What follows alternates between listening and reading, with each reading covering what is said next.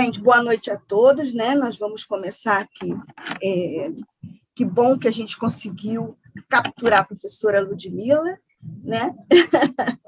E eu vou fazer as honras da casa, né? À medida que as pessoas forem chegando, a gente vai autorizando a entrada. Então, a nossa querida Ludmila, ela é doutora em Sociologia pelo Instituto Universitário, o antigo IUPERJ, aqui do Rio de Janeiro. Ela é mestre e graduada em Administração Pública pela Fundação João Pinheiro, é graduada em Direito pela Universidade Federal de Minas Gerais, é professora associada do Departamento de Sociologia, pesquisadora no Centro de Estudos de Criminalidade e Segurança Pública, ambos da Universidade Federal de Minas Gerais, e coordenou várias pesquisas sobre homicídio, padrão de policiamento e justiça criminal. É com muita honra que a gente recebe Ludmila para estar aqui conosco, porque esse é um quadro que foi criado para que a gente pudesse, Ludmila e demais colegas, conversar com as instituições e contar um pouquinho da trajetória dessas instituições, seja na área de pesquisa, seja na área de educação, pesquisas no geral, a área acadêmica, mas nas áreas de segurança e educação, que são as duas áreas que nós atuamos, a gente convida os atores institucionais para que eles contem para a gente o que eles têm feito em prol da sociedade no que tange à prevenção, na promoção da saúde emocional e também da prevenção de suicídio, que é o nosso foco do nosso trabalho, é o foco do nosso trabalho.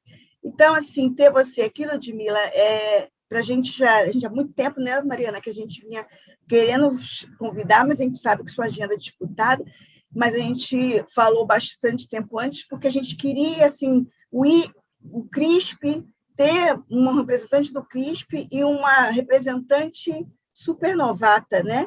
Então, assim, é a nova fase do CRISP misturada com a tradição. Então, assim, é uma honra, seja bem-vinda de estar aqui conosco. E todos vocês que também estão aqui, agradecemos pela presença de tê-los aqui. Eu sou Deise Miranda, esqueci de me apresentar, para quem não me conhece, e sou diretora do Instituto de Pesquisa em Estudos de Prevenção e Estudos em Suicídio.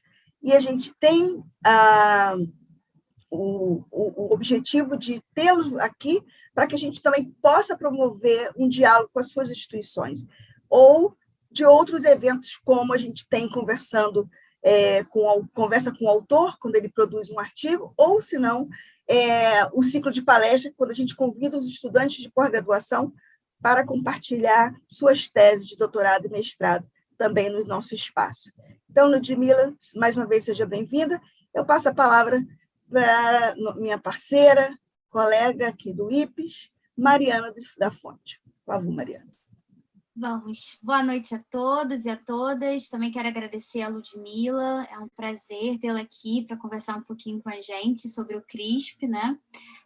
Eu vou falar um pouquinho sobre como vai funcionar a nossa conversa hoje, o nosso bate-papo.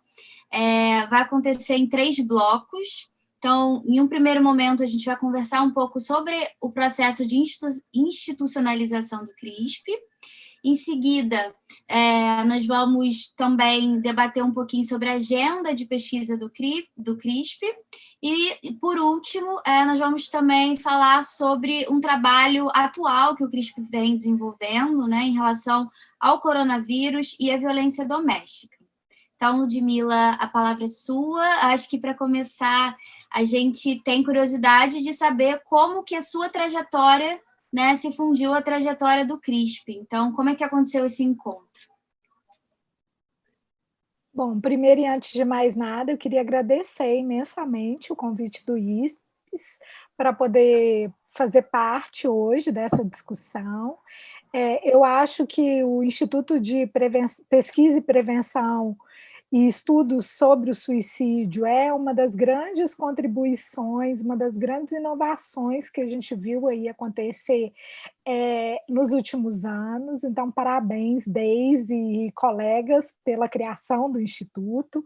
Acho que é um tema que, de fato, a gente carecia de pesquisas mais estruturadas sobre a questão, né? Um tema sobre o qual a gente fala pouco em geral, e na área de segurança pública menos ainda, né? Eu acho que quando entra dentro das polícias, dentro dos agentes penitenciários, dentro dos guardas municipais, a gente sabe muito pouco sobre ideação suicida, ou mesmo o suicídio consumado, né?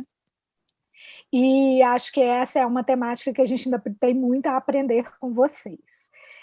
Sobre a minha trajetória, Deise acho que vivenciou muito o momento em que eu saí do Rio de Janeiro para vir para o CRISP, né? Eu fui fazer o doutorado no Rio e depois com o fim do meu doutorado eu acabei trabalhando em algumas instituições de pesquisa na área de segurança pública, como, por exemplo, o Centro de Estudos de Segurança e Cidadania, o SESEC, da Cândido Mendes. Também trabalhei na ONG Viva Rio, e depois de um tempo eu fiz o concurso para o CPDOC na Fundação Getúlio Vargas, que hoje é a Escola de Ciências Sociais. E no CPDOC eu acabei sendo promovida para uma função muito mais administrativa, que era enfrentar o desafio de abrir uma unidade do CPDOC em São Paulo.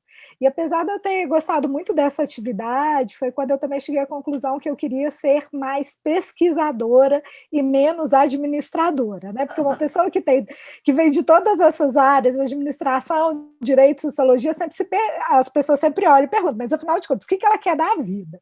E acho que essa função mais como administradora na Fundação Getúlio Vargas me ajudou a ver que o que eu queria mesmo era ser muito mais socióloga, e muito mais socióloga do ponto de vista de coleta de dados e análise de dados. Então, quando isso foi ficando mais claro para mim, também era muito evidente que eu queria ir para alguma universidade que tivesse um centro de pesquisa consolidado nessa área. E, coincidentemente, foi um momento em que estava se abrindo um concurso na Universidade Federal de Minas Gerais. Naquela época foi um concurso altamente disputado, né? Não são como os concursos hoje, que são muito disputados. Naquela época ainda era uma época, início da década de 2010, então ainda era uma época que tinha muita vaga, mas o meu concurso foi um dos primeiros desse em que você tem muita gente disputando por essa vaga. E aí eu fui aprovada em segundo lugar, e quando eu entrei efetivamente na Universidade Federal de Minas Gerais, o professor Cláudio Beato, que coordenava o CRISP, me convidou para fazer parte do CRISP, né? Então, é nesse momento que a minha trajetória começa a se fundir com a trajetória do CRISP. Hoje eu tenho 9 anos de CRISP, mas o CRISP, a história do CRISP é muito anterior a mim, né? O CRISP ele tem 25 anos, ele faz 25 anos esse ano, do ponto de vista de um centro institucional, mas ele tem uma longuíssima história, que tem aí quase 40 anos, que está muito relacionado tanto ao legado do professor Antônio Luiz Paixão, que faleceu em 1997, como também ao do professor Cláudio Beato, que, para quem não sabe, a tese de doutorado foi sobre suicídio, e foi sobre as narrativas que os médicos acionavam para justificar questões relacionadas ao suicídio, à ideação de suicídio, trabalhando muito com a etnometodologia, mas para tentar entender o que passava para os prontuários e quais eram as narrativas mobilizadas por quem trabalha nos hospitais. Então, é nesse momento, ou seja, desde 2012 que eu estou no CRISP, que a trajetória institucional começa a se fundir com a minha trajetória pessoal.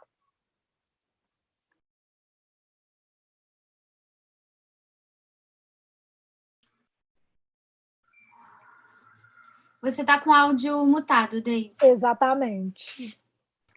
Eu tirei para não fazer ruído, e aí eu fico muda. Mas agora eu acertei. Bem, a gente sabe, né, que, pela história do CRISP, que essa trajetória institucional ela tem muito tempo, né? Então, a gente sabe quantos foram, como a Fundação Forte foi fundamental para a criação do quadro de uma inteligência no CRISP, uma delas é o próprio Cláudio Beato. Então, assim, mas se a gente fosse olhar essa história, como é que você contaria, assim, momentos chaves da história do CRISP para você? Hoje, pelo que eu acabei de saber agora, o Beato não é mais o coordenador, mas por um longo tempo Continua, coordenador. Ah, continua. Ah, então tá. O Beato é um grande administrador, né? É um pesquisador que sabe ser uma inteligência aí na administração quando cria uma instituição de excelência. Em que momento da história do CRISP você acha que você gostaria de ressaltar como que fez a diferença em termos da sua trajetória institucional? Então, eu acho que aí é importante a gente voltar talvez um pouco na história para poder entender como é que foi esse processo de criação, e aí eu vou falar um pouco de como que o CRISP acaba mudando a minha própria trajetória institucional, né? Bom, os antecedentes do CRISP, digamos assim, estão muito relacionados a uma parceria que existia na década de 90, mais ainda na década de 80, entre a Fundação João Pinheiro e a Universidade Federal de Minas Gerais. Então, naquele momento, era muito, não só viável, mas era muito comum que professores da Universidade Federal de Minas Gerais também fossem pesquisadores da Fundação João Pinheiro, né? Então, era, digamos, a combinação de 2 empregos de meio período. E, nesse momento, o professor Antônio Luiz Paixão é o momento que está se começando, na década de 80, é o momento que está se começando a fazer a abertura democrática. E para ele era muito evidente, os textos dele mostram isso, de que era impossível pensar uma sociedade democrática sem uma polícia democrática. Então, a grande questão dele é a gente precisa repensar um pouco a transição democrática, mas trazendo a polícia para dialogar com a universidade. E esse diálogo com a universidade, ele perpassa por ensino, pesquisa e extensão.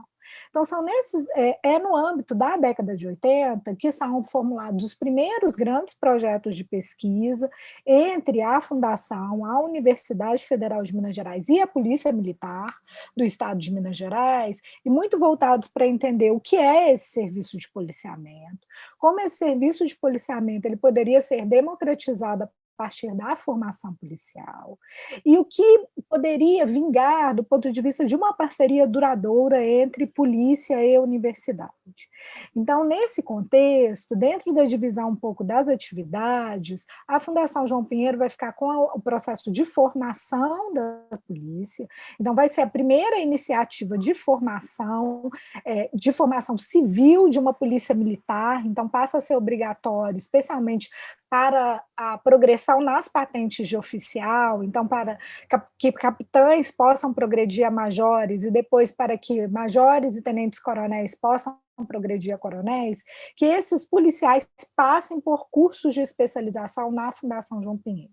Isso tudo vai ser gestado e articulado por meio do professor Antônio Luiz Paixão, que vai ser o grande coordenador e o grande idealizador desses cursos, né? E os professores serão professores da Universidade Federal e da Fundação João Pinheiro. E, junto com isso, se começam mais 2 outras atividades. Uma primeira atividade, que naquele momento parecia uma atividade altamente revolucionária, era fazer uma espécie de geoprocessamento de crimes. Mas um geoprocessamento não tal como a gente conhece hoje, um geoprocessamento que contasse a quantidade de ocorrências por município. Nesse momento, Minas Gerais tem 723 municípios, né? Então, parecia algo altamente revolucionário. Você saberia qual município registrou mais homicídios em cada ano. Então, nesse projeto, e aí é um projeto que vai ser conjunto das 3 instituições, você tem milhares de pesquisadores que vão abrir cada um daqueles boletins de ocorrência em papel e vão registrar isso no banco de dados, e um banco de dados que vai viabilizar a criação de um CD, né? Ou seja, a gente está falando da tecnologia mais revolucionária para os anos 80, final dos anos 80 e início dos anos 90, que se vai chamar Minas Gerais e a criminalidade violenta, né? Então, vai ser um mapeamento desde o final dos anos 70 até 1995. E um terceiro projeto, que é um projeto para tentar entender um pouco motivações para ingressos dentro da organização policial e trajetórias profissionais. Então, para se pensar a formação policial, e acho que essa é uma agenda de pesquisa que nunca se avançou no Brasil. Acho que esse é um dos legados inconclusos que o Paixão vai deixar, inclusive para o CRISP. para ele era muito importante você pensar não apenas a formação dos oficiais, né, ou seja, de quem está na ponta de quem está no topo na organização, mas também pensar quem está na linha de frente. Mas para pensar a linha de frente, você teria que pensar também quais são as motivações para esses indivíduos ingressarem nas instituições. E nessa pesquisa, que vai ser a organização policial e o combate à criminalidade violenta, vai começar a ficar muito evidente hoje um tema que a gente tem muita clareza, que é como que as organizações policiais, na verdade, comportam duas instituições distintas. Uma instituição dos praças, ou das praças, e uma instituição dos oficiais. E isso fica muito evidente quando se percebe, por exemplo, questões relacionadas a quais são as motivações para ingresso nas instituições. Então, enquanto os oficiais vão lançar a mão de toda uma linhagem familiar, de toda uma questão relacionada, inclusive, a status socioeconômico, né? Ou seja, vão ser concursos que vão demandar muito mais do ponto de vista intelectual dessas pessoas, as praças vão mobilizar muito a questão de fazer justiça ou da estabilidade do emprego público, né? Ou seja, algo que está começando a despontar com um regime jurídico único que vem da Constituição de 88 e todas essas prerrogativas do que significa ser funcionário público. Então, para ele, era indispensável, especialmente, pensar o que significa para essas praças que vão fazer o serviço de rua, que vão estar cotidianamente com a população, fazer justiça. Por quê? Porque se você não trabalha bem essas noções relacionadas ao fazer justiça, isso pode facilmente descambar num excesso do uso da violência por parte desses atores. E por que eu acho que esse é um legado inconcluso do Paixão? Porque essa é uma dimensão sobre a qual a gente praticamente não trabalha dentro das organizações policiais. A gente sabe muito pouco sobre as motivações que essas pessoas têm para o ingresso, sobre os perfis, por exemplo, de quem se candidata para o concurso e quem de fato é aprovado, e do que muda entre essa aprovação e depois do curso de formação, né? Esses são temas que são de mais difícil acesso para nós, pesquisadores, especialmente pesquisadores que não são parte das organizações policiais, e exatamente por isso esse é um legado um pouco inconcluso. O professor Antônio Luiz Paixão, além dessas áreas principais, ele vai ter alguns trabalhos sobre funcionamento do sistema de justiça criminal e sobre organizações policiais, mas o forte dele mesmo vai ser pensar, grande parte dos seus trabalhos vão estar muito centrados nessa questão de análise de dados, de catalogação das estatísticas policiais, de pensar um pouco como que essa polícia poderia ser reformada para se tornar uma polícia democrática e aí condizente com a transição do regime. Ele vai falecer em 1997, né? Ou seja, ele vai falecer um ano depois do processo de criação do CRISP. E o processo de criação do CRISP, ele relacionado a essa mudança que a gente vai ver no serviço público como decorrência da Constituição de 1988. Então, a Constituição de 1988 ela vai trazer milhares de alterações do ponto de vista de possibilidade de acumulação de cargos, a questão relacionada à estabilidade, à aposentadoria, e nesse momento se torna impossível uma pessoa como era o Paixão, que era professor da UFMG e pesquisador da Fundação João Pinheiro. Então, nesse momento, não só ele, mas toda essa geração, ela volta toda para a universidade também se reestrutura, né? Começa a pressionar essas pessoas já no começo da década de 90 a fazerem doutorado, né? Então, por exemplo, o Paixão ele morre sem terminar o doutorado, né? Ou seja, que é um tipo de professor que hoje já não existe mais, mas naquela época era altamente viável.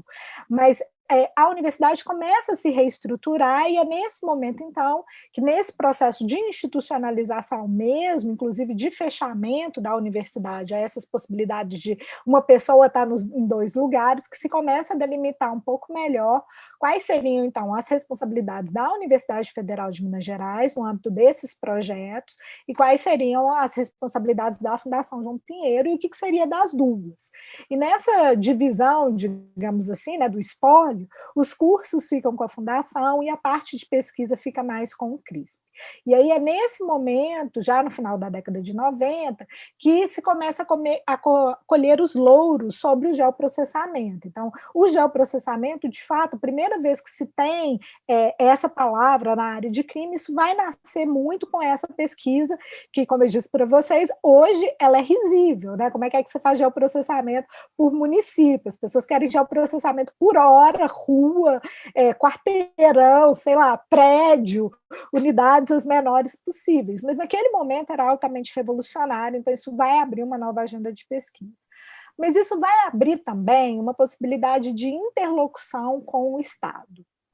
E a Fundação Ford vai ser muito importante na estruturação dessa parceria entre o CRISP e o Estado de Minas Gerais. Por quê?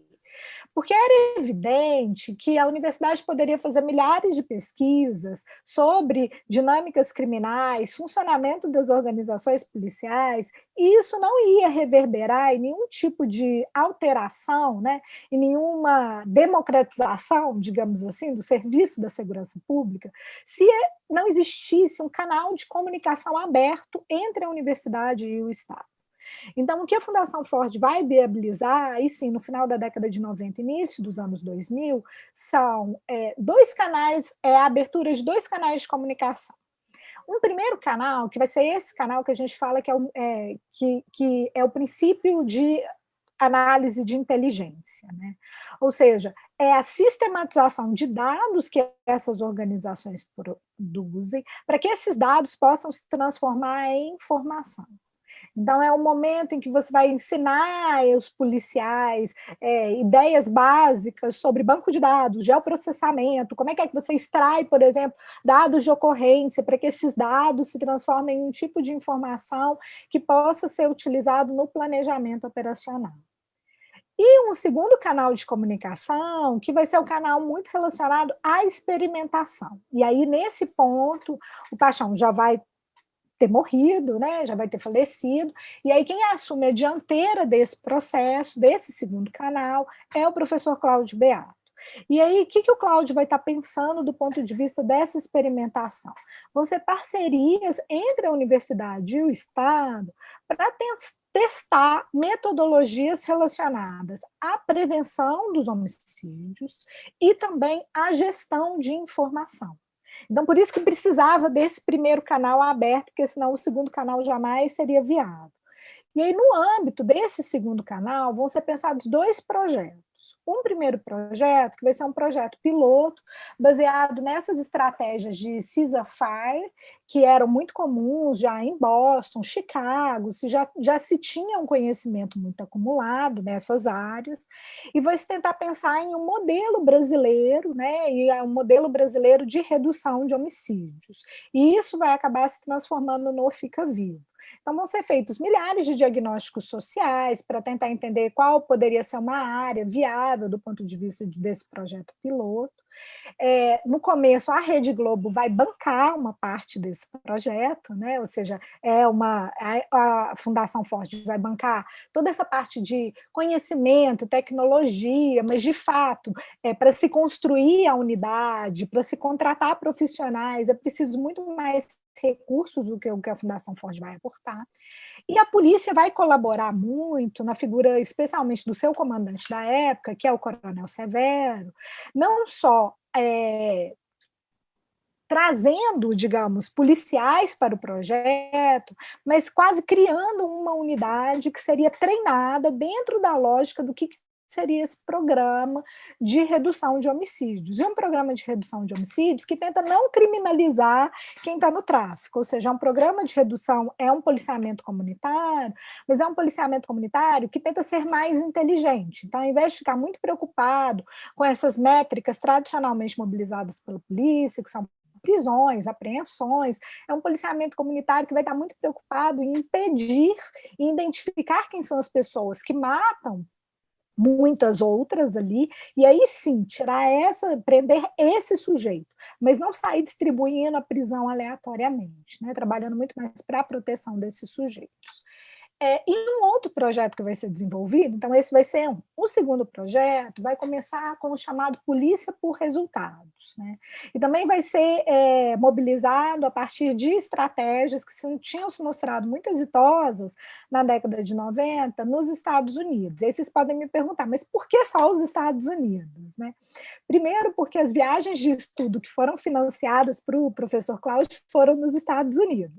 E segundo, porque ele tinha acabado de vir de um pós-doutorado no David Rockefeller Center, que era focalizado em questões políticas públicas que tinham sido implementadas nos Estados Unidos e que poderiam, com algumas adaptações, serem replicadas no Brasil. Então, por isso que vai vir dos Estados Unidos. E o Polícia por Resultados, ele nada mais é do que usar essas informações, que agora sim, né, estão sendo, esses dados que são produzidos pela polícia, estão sendo transformados em informação, ou seja, dados de boletim de ocorrência, de locais em que os policiais estão distribuídos na cidade, mas para pensar como que você pode trabalhar a partir de estabelecimento de metas. Então, ao invés de apenas patrulhar a região, você vai ter metas, por exemplo, de visitas e visitas a comércios para tentar entender qual é a dinâmica de sociabilidade dessa área e, com isso, coletar determinadas informações que possam resultar em estratégias de prevenção ao crime ou estratégias relacionadas efetivamente a políticas de redução de homicídio. E o nome Polícia de Resultados vem porque a ideia é você punir os policiais que não alcancem esses resultados e não punir do ponto de vista de sanções, mas do ponto de vista de repensar as suas estratégias de ação, do ponto de vista, inclusive, de repensar a comunicação, né? Ou seja, como é que está o primeiro canal de diálogo, ou seja, a transformação de dado em informação. E segundo, no sentido de premiar aqueles policiais que conseguem alcançar os melhores resultados. Em 2003, assume o governo Aécio, e aí o governo Aécio ele já tem essas políticas todas estão sendo implementadas nos anos 2000, exatamente, nessa virada da década.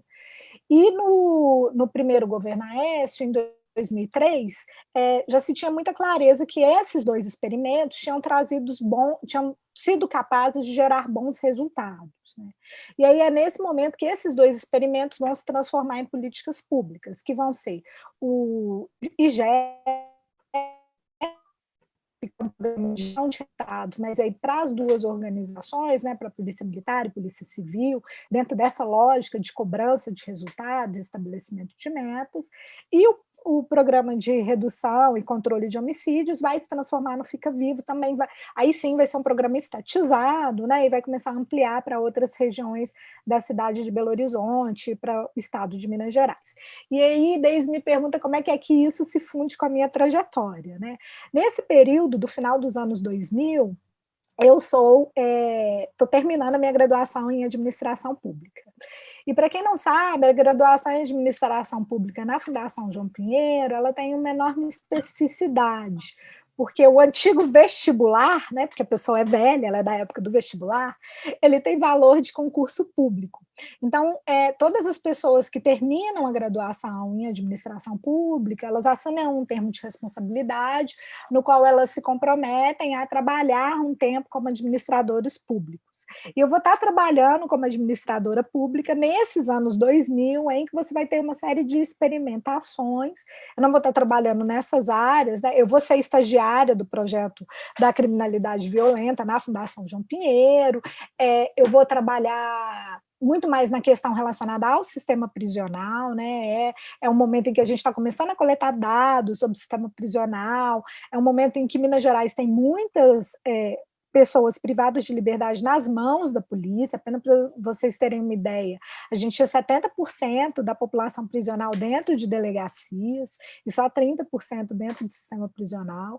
Então, é um momento que está se pensando a emergência desse sistema prisional. Então, como administradora pública, eu vou estar trabalhando com essas pautas na Fundação João Pinheiro. Então, eu vou estar trabalhando diretamente com o CRISP, né, na época, inclusive, com a Helenice de Souza, que hoje é professora em New Jersey, mas durante muitos anos foi pesquisadora do CRISP, e a Helenice vai estar pensando todos esses projetos, ajudando aí, fazendo a quase uma vice-coordenação do CRISP, junto com o Cláudio e com o Renato Assunção, que são, na época, os coordenadores, e eu vou estar trabalhando para e passo com isso. Só tem que aí eu vou sair de Minas Gerais quando esses projetos vão ser finalmente estatizados, né?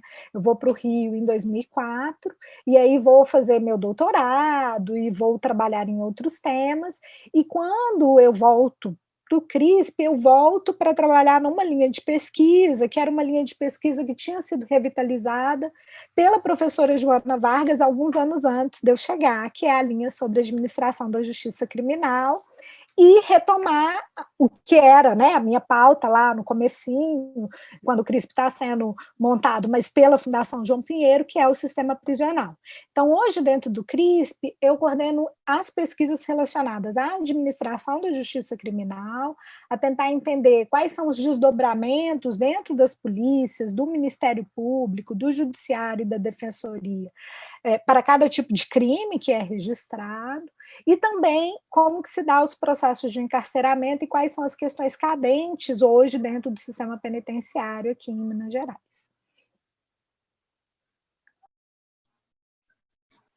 Nossa, super interessante essa trajetória, assim, eu mesma já conversava com a Deise, né, a Deise sabe mais do que eu, mas eu não sabia dessa longa trajetória, assim, do CRISP. Ludmila, agora você pode contar um pouquinho para a gente como se estruturam a agenda e a equipe do CRISP? Essa é a pergunta que eu geralmente mais gosto. Então, hoje, o CRISP, ele é, na verdade, um centro, ele é um centro... Na universidade tem toda essa discussão do que é interdisciplinar e transdisciplinar. Então, a gente diz que a gente é um centro interdisciplinar e transdisciplinar. E a gente é um centro interdisciplinar e transdisciplinar porque, primeiro, a gente está vinculado à reitoria, então, fisicamente, inclusive, o CRISP não está dentro da Faculdade de Filosofia e Ciências Humanas, da UFMG, a gente está dentro de uma unidade administrativa, né? Então, estamos nós, alguns outros centros que são vinculados à reitoria e o Departamento de Recursos Humanos. E o CRISP ele é composto por pessoas de diversos departamentos, e quando eu falo diversos, são diversos mesmo.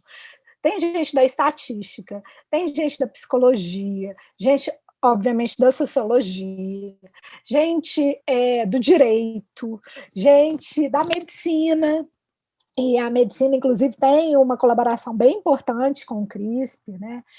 Gente da educação, gente da geografia. Então, a proposta é de pensar essas dinâmicas relacionadas à violência, à justiça criminal e à segurança pública dentro de uma perspectiva multidisciplinar, né? Ou seja, a partir desses diversos olhares. Eu bastante, né, Ludmila? Tem bastante gente. Bastante, hoje.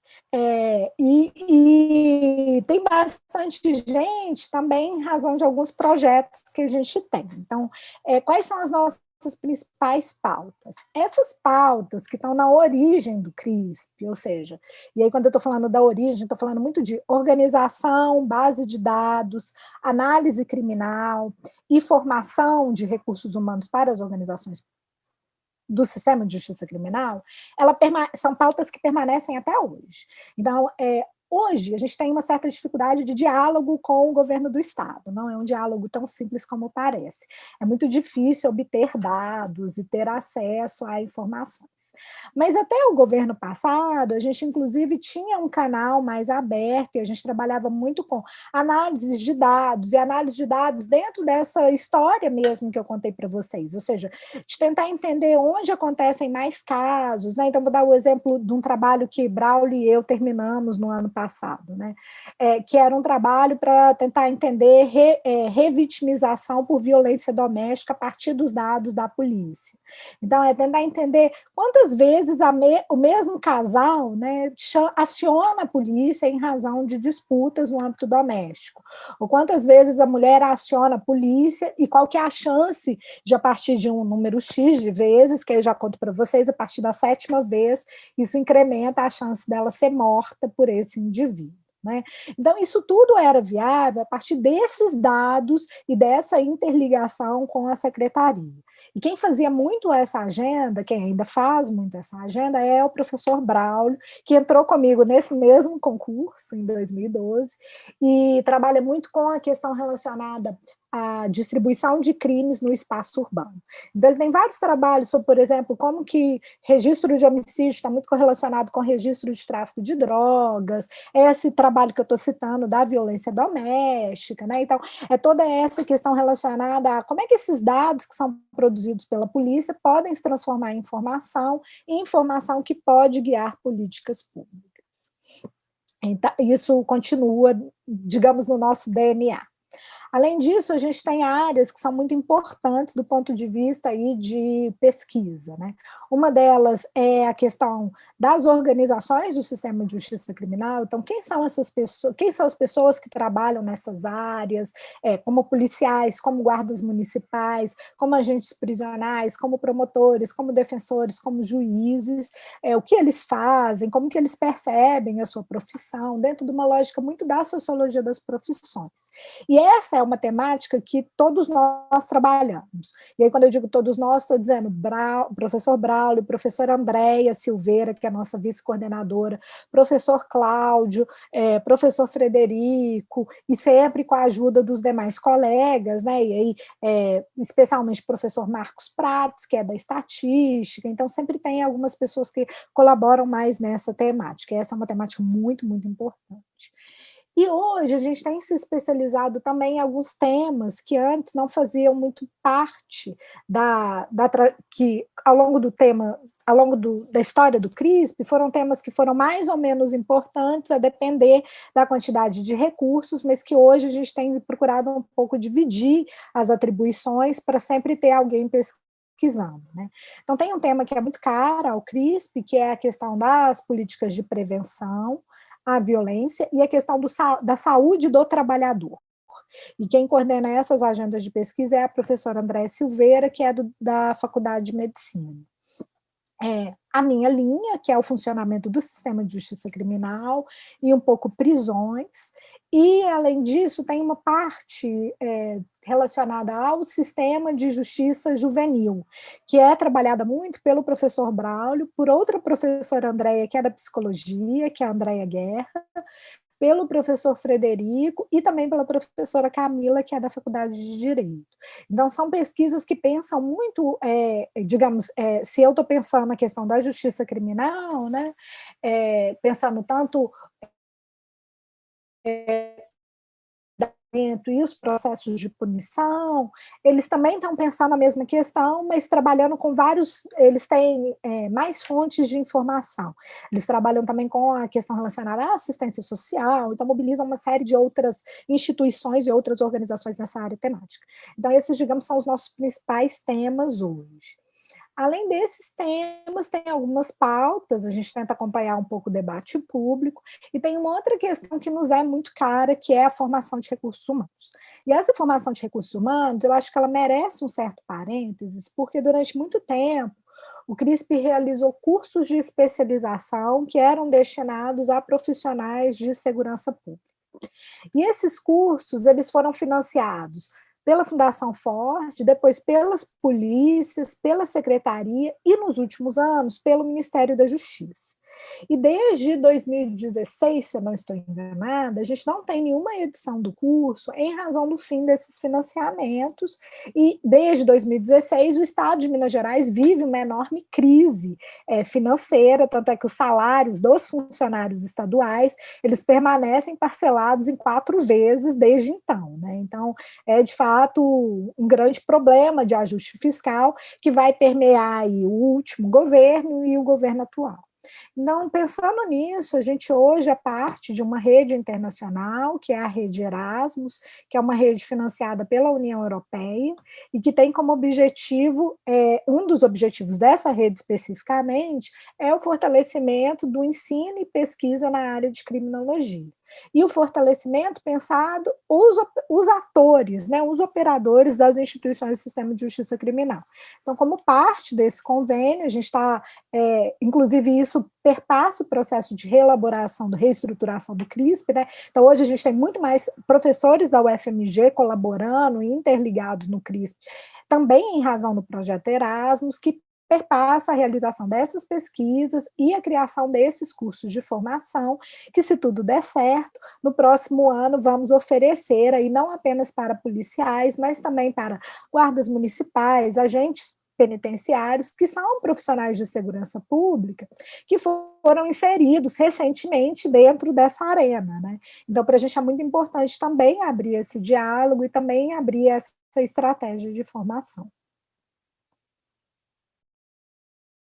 Bem, né, Ludmila, a gente vê, assim, na história que você está relatando, assim, a riqueza de contribuição, não só no ponto acadêmico, mas que é um diferencial, que eu mais gosto no CRISP, né? E eu acho que isso tem um ponto em comum que nós estamos tentando fazer aqui no ISP, que é justamente produzir conhecimento para fomentar a política pública. E o tempo todo, a diferença que o CRISP fez, ainda que tenha levado tempo para as instituições de segurança pública entenderem, né? Mas a grande sacada foi ter oferecido ferramentas práticas que não ficasse essencialmente na formação acadêmica e até mesmo de conhecimentos que os policiais não entendiam para que serviam, né? Qual é a associação?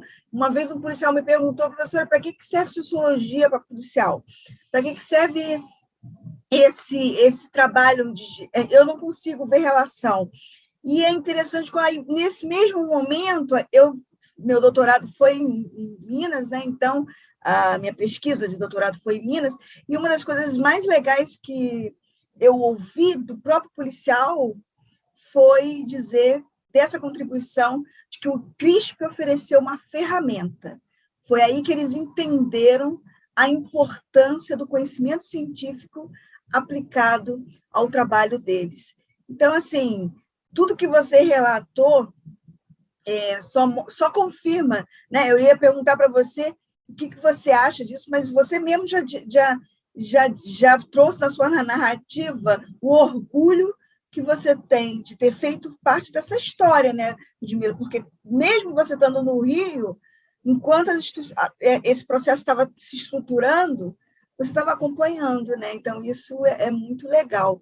Então, assim, eu acho que, em termos de institucionalização de políticas públicas, de pesquisa, isso não temos dúvida, o CRISP é uma referência. Mas o que você acha, assim, do ponto de vista que foi determinante para esse sucesso? Para nós que estamos aqui no início, sabe, Ludmila? Estamos começando nessa estruturação numa área que também não é reconhecida na segurança pública, que é a saúde mental, colocar na agenda, né, do gestor, seja do gestor do Ministério da Justiça ao gestor do comandante-geral de uma polícia militar, qual é a relação entre saúde mental e segurança pública? Por que fazer prevenção de mortes violentas, particularmente suicídio? Enfim, a gente continua o mesmo dilema. Como que a gente pode, o que você sugeriria para nós, iniciantes aí desse imbróglio institucional, para pensarmos esse dilema e tentar enfrentar, né? Porque nós estamos brigando para isso, mas brigando no bom sentido, nós estamos construindo, né? E por isso que a gente está se inspirando, a gente se inspira em instituições como o CRISP. Então, eu acho que boa parte do sucesso do CRISP está relacionado, ao protagonismo do professor Cláudio Beato. Eu acho que isso tem que ser, assim, muito destacado, e acho que Deise destacou isso também bem no começo, né? Assim, o Cláudio ele vai ser um grande negociador dos projetos, né? E o Cláudio ele é uma pessoa, primeiro ele é um intelectual, e segundo, ele tem uma capacidade absurda de análise de dados. Então, várias vezes a gente faz reunião e começa a apresentar os dados, aí ele fala: testa a associação disso com aquilo, né? Vê, coloca mais isso assim. Qual é a explicação? Ou então pergunta, vê uma coisa meio absurda e fala, mas como é que vocês explicariam isso, né? Então, acho que isso foi de fato um diferencial. Então, ter uma pessoa que seja a cara da instituição. E isso fez muita diferença no nosso caso, né? Hoje, inclusive as pessoas brincam, mas hoje o CRISP tem outras caras. Efetivamente, hoje o CRISP tem outras caras, né? Mas no começo isso foi muito importante, ou seja, ter uma pessoa que era a referência da instituição. Isso é uma coisa.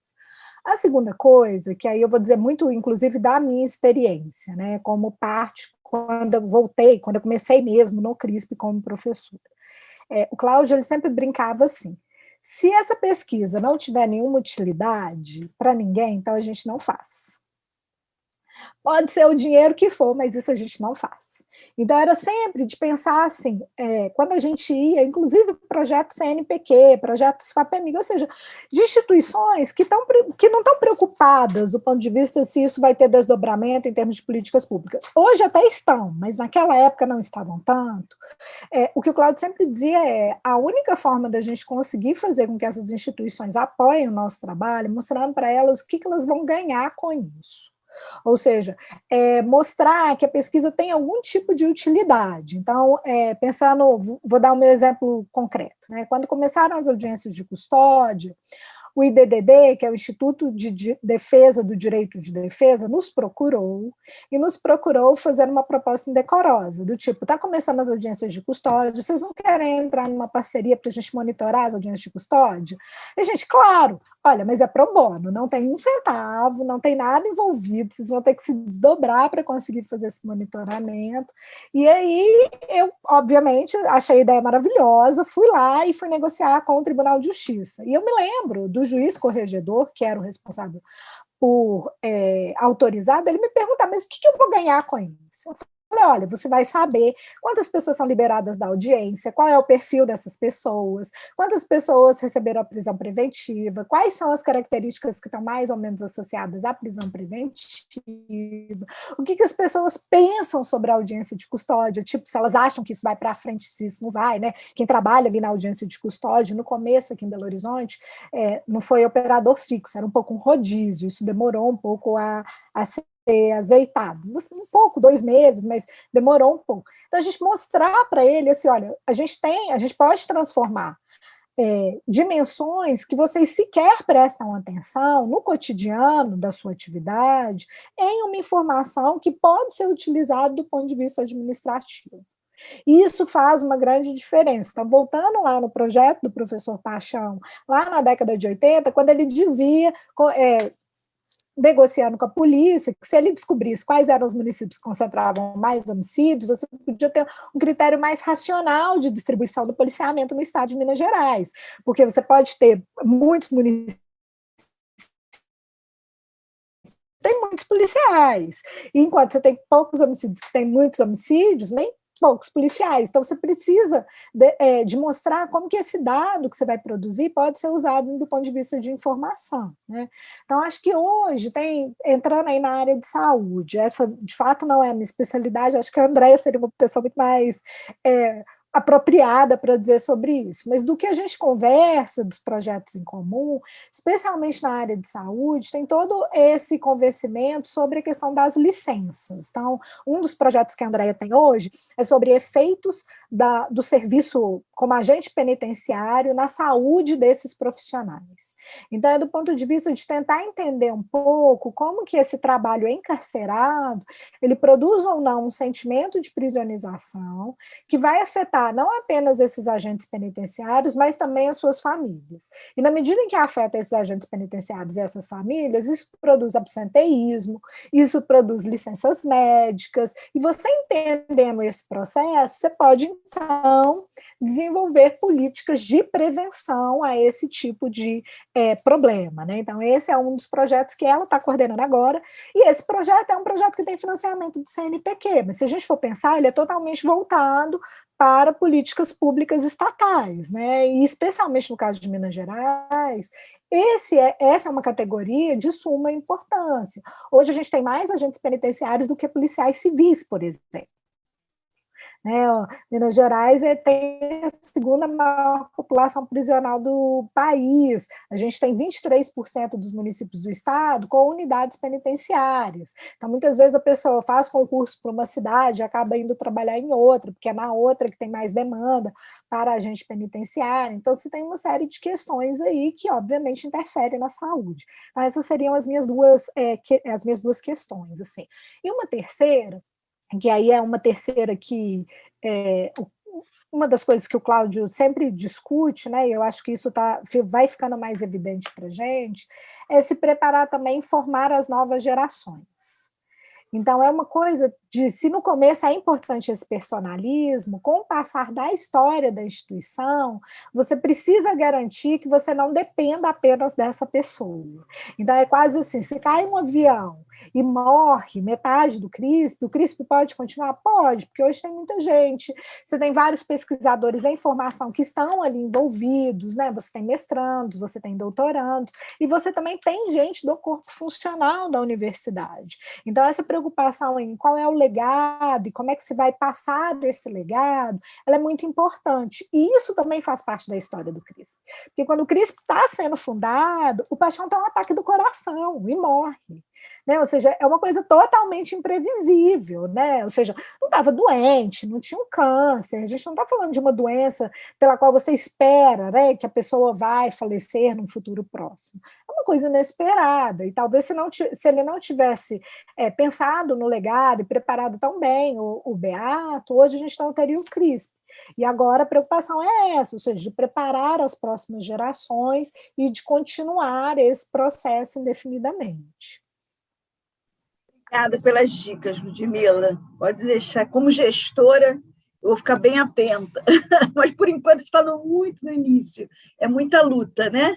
Ainda mais num governo de Bolsonaro. Aí, né, é uma loucura. Já chegaram a brincar comigo de que fundar o ISP na época da pandemia foi quase um suicídio. Eu falei, mas eu não fundei na época da pandemia, foi umas 15 dias antes. Nunca que eu ia imaginar que isso ia acontecer, mas aconteceu.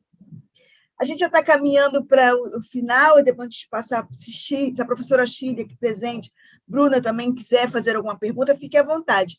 Mas a gente está curioso para entender o seu trabalho atual. Eu passo para a Mariana aí para fazer a pergunta, Mariana. Sim, a gente assim, também tem uma curiosidade de entender como tem sido a atuação do CRISP na pandemia. Então, acho que uma forma de sanar essa dúvida é falar um pouquinho sobre esse trabalho que vocês têm desenvolvido, né, em relação ao coronavírus e a violência doméstica nesse contexto de pandemia. Como tem sido pesquisar esse tema e escrever esse trabalho? Ótimo, Mariana. Queria só fazer um comentário antes. Deise, você e o governo Bolsonaro, né, o IPES e o governo Bolsonaro, ele tem 2 pontos que o governo não gosta, nem educação e nem saúde, né? Então, vocês são muito mais na mira do que, por exemplo, no nosso caso, que é só universidade. Então, a gente encarna só um dos demônios, mas no caso de vocês, de fato, é um desafio duplo, né? Um desafio muito maior. Eu fui iludida, porque eu achei que ele apoiava o segurança pública, mas ele não gosta de professor progressista, sociólogo é tudo de ruim. Então, várias coisas já aconteceram impedindo a gente de fazer trabalho, porque um centro de pesquisa, tendo uma líder socióloga, é tudo que ele não gostaria de lidar. E eu pensava que, sendo no campo da segurança pública, seria tudo mais fácil, e não está sendo fácil em nenhum campo. Educação e saúde, então, nem precisa falar, né, Ludmila? Mas, enfim. Pois é. Mas a gente sobrevive. E aí, eu acho que, inclusive, pensando nessa questão aí, agora a pergunta da Mariana, né? Quando a gente se deu conta de que a pandemia estava vindo para ficar, a gente começou, eu falo que foi uma coisa meio de catarse coletiva. Então, a gente fez uma reunião assim, o que a gente pode fazer? A gente precisa pensar milhares de questões sobre a segurança pública e o coronavírus, e aí a gente foi olhar muito a questão do que é que a gente tinha experiência. Então, uma das questões, inclusive, que a Andrea tem tentado tocar em alguns projetos que a gente tem feito, a gente fez um survey com a Guarda Municipal de Belo Horizonte, e agora tem a proposta de fazer esse survey com os agentes penitenciários, a gente tentar entender um pouco os efeitos do coronavírus na saúde desses profissionais, né? Ou seja, se eles estão mais deprimidos, se eles estão mais ansiosos, se o medo de pegar o coronavírus afeta a sua escala de trabalho, a sua produtividade, questões relacionadas a essa dimensão. E aí, nessa catarse, né, o Braulio e eu, a gente tinha um projeto sobre violência doméstica, e um projeto de violência doméstica que eu até já comentei aqui, que pensava muito a questão das ocorrências policiais, e também o desdobramento dessas ocorrências no Poder Judiciário, ou seja, qual era a capacidade do Poder Judiciário em responder à violência doméstica. E há alguns anos atrás, quando o CRISP estava bem envolvido na gestão do Estado, o CRISP também era responsável por desenvolver pesquisas de vitimização, para tentar evitar que as polícias maquiassem os dados dentro dessa lógica de gestão de resultados, e para também tentar entender um pouco melhor como que era a confiança nessas instituições, e aí, claro, questões que são muito relacionadas à atividade de pesquisa. Quais são as perguntas que melhor mensuram algum tipo de problema? E dentro dessa dimensão mais metodológica, a gente foi realizado em 2006 uma bateria de teste de questões relacionadas à violência doméstica, que foram traduzidas para o português, e aí quem é da área de saúde tem mais familiaridade com isso, porque a área de saúde tem toda uma questão de traduzir, validar a tradução, né? Então foram questões que foram traduzidas e cuja a tradução foi validada sobre como se mensura a violência doméstica. E aí não é a vitimização por violência doméstica, mas é a prevalência da violência doméstica em determinados domicílios. E que estava tentando fazer um survey nacional sobre questões relacionadas, eles chamavam a crise da Covid, mudanças na vida dos indivíduos com relação ao coronavírus. E aí a gente conversando, Braulio, Valéria, que é da Faculdade de Educação, e eu, e a Valéria se lembrou imediatamente de todo esse teste metodológico, assim, então vamos fazer alguma coisa sobre prevalência da violência doméstica, né? Para a gente tentar ver, e aí a gente tinha perguntas que falavam diretamente da violência doméstica, então, assim, se a pessoa tinha sido vítima de violência doméstica, e essas respostas eram muito baixas, ou seja, era quase como se isso não acontecesse, mas quando você falava de prevalência da violência doméstica no domicílio, e dando nomes, né, ou seja, quando você falava de xingamentos, ameaças, socos, pontapés, ou seja, questões que às vezes a pessoa fala, não, isso não, xingamento, isso não é violência doméstica, mas quando você nomeia isso, a pessoa, não, de fato, isso é uma violência doméstica. Então, a gente tem trabalhado muito com essas tentativas de ver um pouco essa questão da prevalência, né? E o que muda, e daí por que as possibilidades de resposta aconteceu como sempre, aconteceu de forma mais grave, maior intensidade, ou aconteceu pela primeira vez agora com o coronavírus. E o que a gente percebe é que não só tem aumentado a reportagem, né, tem aumentado essa percepção, ou tem aumentado esse relato de que a violência doméstica tem acontecido com maior frequência dentro desses lares, mas como também isso está associado à prevalência de estresse nesses mesmos lares. Então, a gente tinha algumas outras perguntas relacionadas a se o lar ficou mais estressante, se a vida doméstica está mais estressante, para tentar entender um pouco como que como que essa prevalência da violência doméstica se associa com outros fatores. E o que a gente descobriu foi a maior incidência de violência doméstica está muito relacionada a tensões dentro do lar, aumento dessas tensões, né? E segundo, a perda de rendimentos, ou seja, pessoas que antes trabalhavam e agora perderam os rendimentos, passaram a ficar dentro do lar, isso também reverbera em maior tensão ali dentro do domicílio, né? Então, essa é uma área que a gente, inclusive, repetiu essa bateria de questões com os guardas municipais, e é uma pesquisa que a gente vai lançar agora no fim do mês, para tentar entender a prevalência da violência doméstica dentro dos lares dos guardas municipais, e a gente fez também com os alunos da gestão pública, foi um orientando meu de monografia. E o que a gente constatou foi que, por exemplo, nos alunos da gestão pública, e aí a gente fez assim, um survey, inclusive, bastante representativo da população de alunos, né? Você tem uma prevalência ainda maior dessas dinâmicas de violência doméstica do que nesse survey que a gente fez com a população como um todo, né? E além dessas questões relacionadas aos operadores e a prevalência, ou como se mede a incidência da violência doméstica durante a Covid, a gente tem um terceiro projeto, que é de monitoramento um pouco das fontes oficiais de mortes e casos registrados de Covid dentro das prisões, tentando medir um pouco a associação estatística entre providências que são tomadas pelas administrações e se isso afeta de alguma maneira as mortes, né? E o que a gente mostra é que não, nenhuma dessas medidas, primeiro, que há uma enorme subnotificação, que não tem como esses dados refletirem a realidade, e segundo, que nenhuma das medidas tem associação estatística com essa mudança aí dos números, ou com essa maior ou menor incidência de mortes e infectados dentro das instituições prisionais. Uma curiosidade, Ludmila, esse resultado que você mencionou agora, vocês não encontraram associação estatística, mais pelo fato, você atribui ao tamanho da população, ou porque você acha mesmo que é confiável esse resultado, ou porque são dois fenômenos independentes?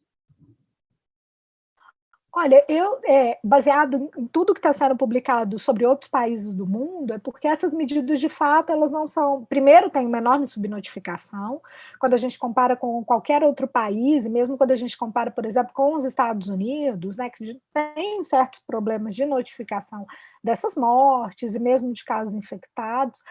No Brasil, a gente tem metade, por exemplo, de taxa de infecção, e a mortalidade dos infectados, ela é 1/3. Então, assim, não tem nada que justifique esse dado, né? Ou seja, as nossas prisões são muito piores, né? E ainda que fossem melhores, a população, assim, não tem nenhuma variável que você consiga explicar por que esse resultado é tão diferente aqui, ou por que é que os nossos detentos morrem em uma taxa muito menor do que detentos norte-americanos, ou detentos, inclusive, de outros países latino-americanos. Então, esse é um ponto. E o segundo ponto é que as medidas que foram adotadas pelas administrações prisionais aqui, nos outros países que fizeram pesquisas muito melhores, né, que acompanharam, de fato, essas medidas, elas não surgem resultados. Porque o que as pesquisas mostram é que se você quer reduzir a prevalência do coronavírus dentro das prisões, você precisa aumentar o isolamento, adotar medidas sanitárias, né, e aí a gente está falando de limpeza, e vários estados da federação sequer adotaram banho de sol diário, né? Ou seja, a gente está deixando os detentos totalmente trancados. O que foi adotado como medida foi a proibição das visitas, que também não contém a transmissão, porque vou pegar aí uma categoria, os agentes prisionais. Eles vão e vêm das prisões diariamente. Então, você já tem pessoas fazendo essas idas e vindas, não são só os visitantes, né? Aí você pode dizer, não, mas de fato, você tem menos gente, você tem maior controle, ok, mas você tem também comida que vai e vem todos os dias, pessoas que vão prestar serviços, correios, né? Ou seja, você tem outros agentes transmissores do vírus, então, por mais que você não tenha os familiares visitantes, não é isso que vai prevenir ou não. E, pelo contrário, né? No Peru e na Colômbia, o que eles mostram é que quando você proíbe ou diminui as visitas, você deixa os presos sem os insumos que a família traz, incluindo insumos de higiene. Então, a gente está falando de sabonete, álcool em gel é sempre um tema muito controverso nas prisões, mas a gente está falando de água potável e sabonete, e máscaras, né, ou luvas, outros artifícios de proteção. Então, quando você proíbe a família, você também diminui a disponibilidade desses itens, que aumenta a possibilidade de contaminação e de transmissão da doença. Até porque o Estado não vai fornecer isso, né? Para todos Exatamente. eles. Parabéns, cara, pelo trabalho, assim, a gente aprendeu, né, Mariana? Acho que a gente aprendeu bastante aqui. Para quem achava que ia ser amanhã, já estava muito bem preparada, né, para hoje. Sabia tudo da ponta da Eu já linha. tinha me preparado. Eu só anotei no dia errado, mas eu estava bem preparada. Eu me preparo geralmente no domingo. Tá certo, você sempre fez as coisas com mais antecedência. Professora Shirley, você gostaria de fazer alguma pergunta? Fique à vontade. Eu quero agradecer, Ludmila, professora Ludmila, né? É um prazer te ouvir, um prazer te conhecer, né? E aproveito para fazer o que eu venho fazer sempre que eu vim no IPS, é falar assim, gente, a gente precisa se conhecer. Assim eu fiz com Deise. Enquanto eu não trouxe Deise para falar com os nossos alunos, eu não parei. Mas vocês eu sou professora Minas. da Universidade do Estado de Gerais, sou professora da UENG, né? Sério? Sim. Sou da UENG, né? E a Deise sabe, a gente começou agora. A Bruna é uma aluna nossa, ela está sem áudio, né, Bruna? Ela está conversando no chat com a gente. Nós começamos há 2 anos um mestrado profissional em segurança pública e cidadania, né? E estamos aí na luta. Não preciso te dizer mais nada, a não ser na luta, né? A Universidade do Estado é uma universidade que fez 30 anos recentemente, é muito pouco tempo para uma instituição de ensino, né? Para todo o desmonte que a gente está tendo na educação, para quem estava indo, regrediu, e um recurso. Um amigo meu que é psicanalista, outro dia me deu uma explicação maravilhosa. Eu falei, gente, acho que você resolveu um problema freudiano, né?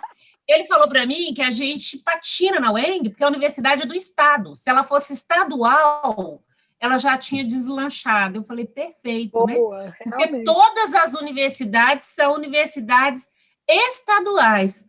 A universidade é do Estado, então ela fica ali, né? Sob a tutela ou sob qualquer coisa que a gente não sabe exatamente o que, né? Mas nós estamos na 2ª turma do nosso mestrado. Estamos aí pensando no Observatório de Segurança Pública. Ontem fizemos a reunião do grupo de pesquisa.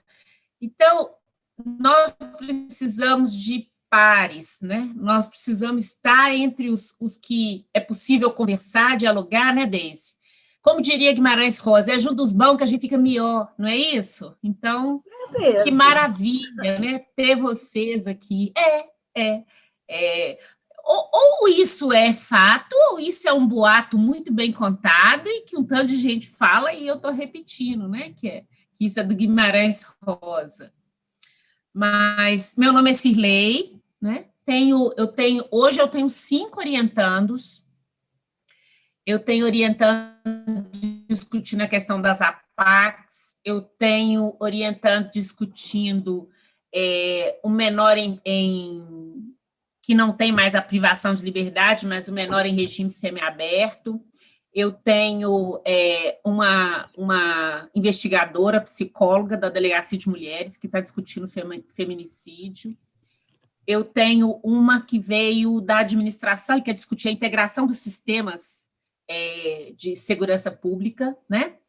Eu sou oriunda da UFMG, eu fiz mestrado e doutorado na UFMG, meu mestrado na engenharia de produção, com o Chico, né? O Chicão. E na educação eu fui orientada pela Deise Cunha. Então, eu também tenho esse olhar mais... E minha formação é assistente social, eu sou do serviço social, então eu transitei aí, né, numa série de lugares. Não, eu falo que assim, se quiser discutir inter ou trans, pode me chamar, porque foi mais ou menos a minha trajetória pela vida, né? mas uma alegria, Deise. Eu fiquei tão triste quando você falou, acho que não vai rolar e tal. Eu falei, nossa, e rolou, né? E foi super legal.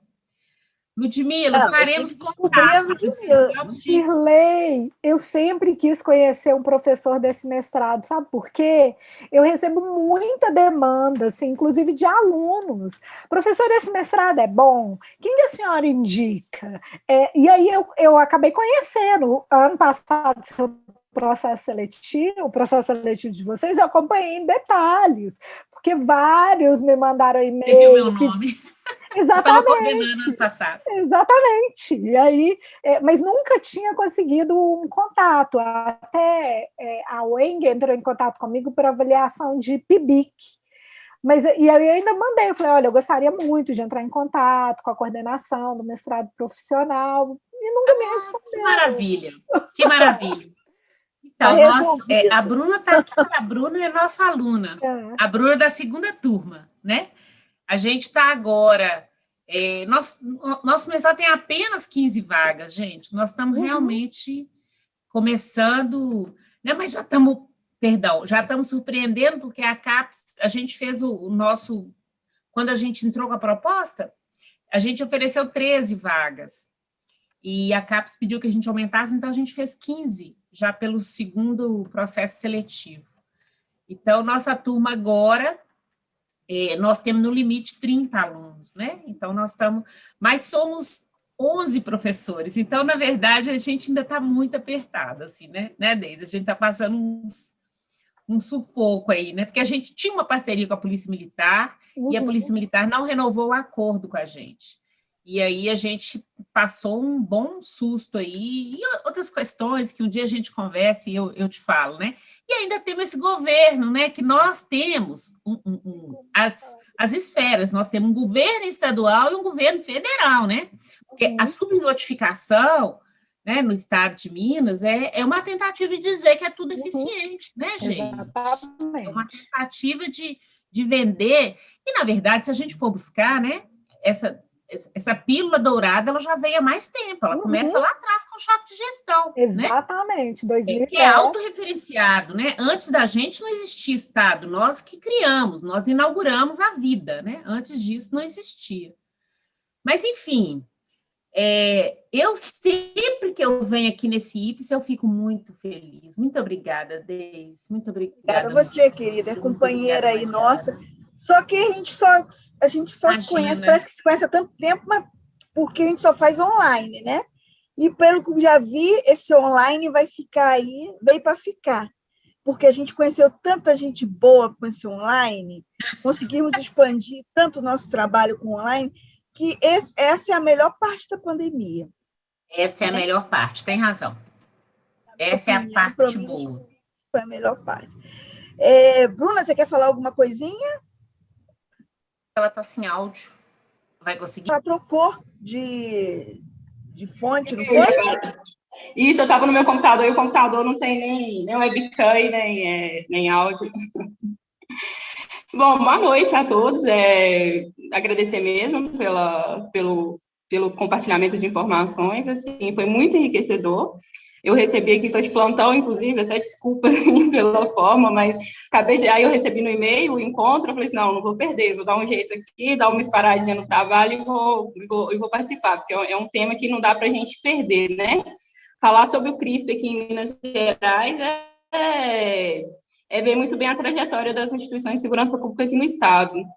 E é muito interessante ver como que a professora Ludmila trata isso e é o reflexo que a gente sente aqui na ponta. Eu sou da ponta, sou aluna da Cirlei, tenho o prazer de ter ela como professora, sou aluna agora do 2º mestrado, da 2ª turma do mestrado da UENG, e a gente vê, né, como que essa valorização da academia, valorização da pesquisa, proporcionou um crescimento muito grande, uma evolução muito grande nas instituições de segurança do Estado, mas que, infelizmente, nos últimos anos decaiu muito, né? A importância que é dada, a valorização que é dada, e ver essa história sendo contada, a gente vê o reflexo do que a gente vê no dia a dia, que eram programas mais eficientes, que era uma valorização maior por parte do Poder Executivo, e que hoje, infelizmente, aí fica a cargo das universidades, a cargo dos pesquisadores fazer o trabalho de formiguinha, porque realmente o Estado além da questão financeira, né, tem a questão da valorização da academia em si. Então é isso, foi muito enriquecedor mesmo, e agradecer mesmo a todos vocês pelo compartilhamento de conhecimento mesmo. Obrigada pelas palavras, viu, Bruna? Ludmila, a gente está caminhando para o final, para o nosso tempo. Antes da gente fazer o encerramento, gostaria que você trouxesse essas palavras finais. Bom, queria me desculpar mais uma vez pelo meu atraso. Desde me conhece, não sou de atrasar, mas de fato, eu além de ter me confundido, como no e-mail do CRISP deu problema, eu não tinha recebido o link, então para mim estava amanhã. Mas queria agradecer imensamente pela oportunidade de contar essa história. Eu falo que é uma possibilidade de fazer análise, né? Ou seja, você conta sobre a sua própria trajetória, sobre a trajetória institucional, então é o momento que você se coloca um pouco no divã. Então, agradecer sobre essa possibilidade, também, Deise, te agradecer por fazer essa ponte com a UENG, porque Cirlei ainda não sabe, mas vou pegar seu contato com Deise, porque tem muita demanda mesmo, assim, e não estou brincando, vocês lançaram um edital há pouco tempo, né? Porque eu já recebi 2 Vamos lançar agora, vai isso. Receber outra agora, nós estamos indo para a 3ª turma agora. É isso, porque... Parabéns! Exatamente, mas já tem um burburinho de que vai sair o edital, então, porque eu já recebi 2 WhatsApps na semana passada. Ele já saiu, ele já foi publicado. Por isso eu acho que ele está publicado. Por isso que eu estava te perguntando, porque quando começa a vir isso, aluno mais próximo, professor, e esse mestrado? O que a senhora acha? Vale a pena? A senhora conhece o corpo docente? Tá? Agora a gente já pode começar o nosso diálogo, porque eu acho que isso é muito importante. E, Bruna, que bom que você está assistindo mesmo do plantão. Semestre passado, na disciplina que eu dei no curso de mestrado, tinha 2 policiais que sempre estavam em plantão na hora da aula. Então, eu aprendi muito também sobre como lidar com a aula e o plantão. Então, teve um que a gente, inclusive, riu muito, porque ele estava falando assim, sobre as dúvidas do texto, e aí o outro lá, fulano, e o relatório que você tem que entregar? Ele, peraí, assim que eu terminar, eu mando o relatório. Então, que bom que você conseguiu aí conciliar essas 2 atividades, que nem sempre é muito fácil. Nossa, uma alegria. Eu acho que essa Deise tem vocação para ponte. Maravilhosa. Com certeza, não tenho dúvidas. Desde entre as milhares de qualidade, tem essa vocação. E aí o que eu quero desejar é vida longa ao IPS, né? Assim, contem conosco. A Deise sabe tanto que eu admiro o trabalho dela, acho que esse trabalho que ela faz é simplesmente fantástico e essencial, porque é um campo que, de fato, a gente tem poucos estudos, né? Então, estou sempre à disposição aí para parcerias e para diálogos. Mariana, obrigada pela noite, gente, foi maravilhoso. Obrigada. Deise, e exerça a sua vocação de ponte. Estou à disposição, tá? Muito obrigada. Um abraço forte para você e para essa equipe maravilhosa que você tem, tá? Muito obrigada. Obrigada, querido. Um abraço em todos. Se você vê, eu nunca mais vi o Major, ele é Major já, Francis, é Major? Semana que vem eu estou na qualificação dos alunos dele. Vou te contar como é que tá lá. Isso. Manda um abraço para ele, eu adoro o Francis. Não, ele é um fofo. Ele me mandou Francis, gente, ele é um lorde. O que é aquilo? Totalmente. Nunca vi uma pessoa. Mas ele estava ocupadíssimo, gente. Ele terminou outro mestrado agora. Ele Sério? fez um 2º mestrado na educação. Ele terminou uma coisa maravilhosa. A banca ficou pasma com ele, porque a orientadora, para vocês terem uma ideia, a gente que orienta, né, tem uma hora que a gente tem medo, tá, Bruna? Essas coisas acontecem. E ela falou do medo que ela teve de pegar para orientar alguém no mestrado quem já era doutor. Tipo assim, ele já o que essa pessoa está fazendo aqui, né? E ele fez um trabalho maravilhoso. Ele pegou a história da PM. Mas porque ele é historiador, porque né? ele é historiador, né? Ele voltou, fez outro mestrado. Ele acabou agora. Ele está montando algumas coisas na academia de polícia que também tem a ver com a formação de policiais. Talvez, eu acho até que há algo aí em curso, talvez um outro mestrado, né? Mas aí com a chancela da Unimontes, parece. Parece que está acontecendo mais coisas aí, não isso sei. eu não sei. A única coisa que ele me perguntou foi sobre corpo docente, ele até queria que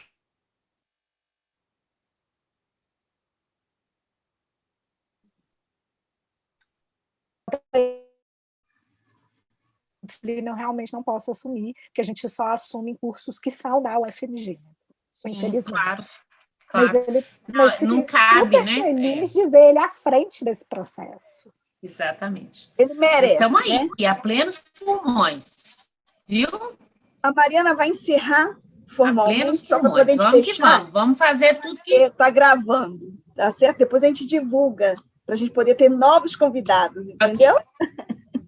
Fala, Mariana, faz as honras da casa. Eu quero agradecer assim, imensamente, foi uma delícia assim, ouvir a história do CRISP, ouvir um pouco também sobre como a sua trajetória foi atravessada pelo CRISP e vice-versa, né?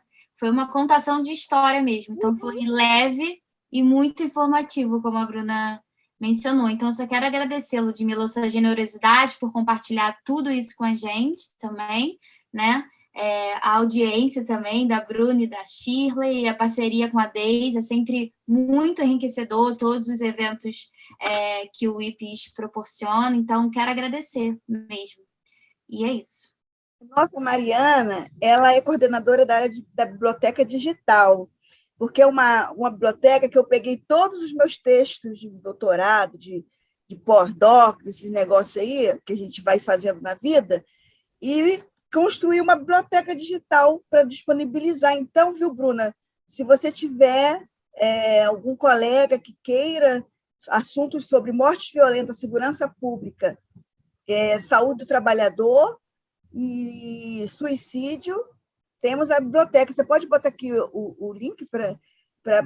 Sempre bom, Bruna, a gente divulgar, entendeu? E quem quiser defender sua dissertação, viu, Ludmila? E os seus alunos, Shirley, seus alunos que quiserem compartilhar suas dissertações de mestrado e doutorado, a gente recebe com muito carinho, porque é uma oportunidade que a gente tem de fazer ponte com a universidade, né?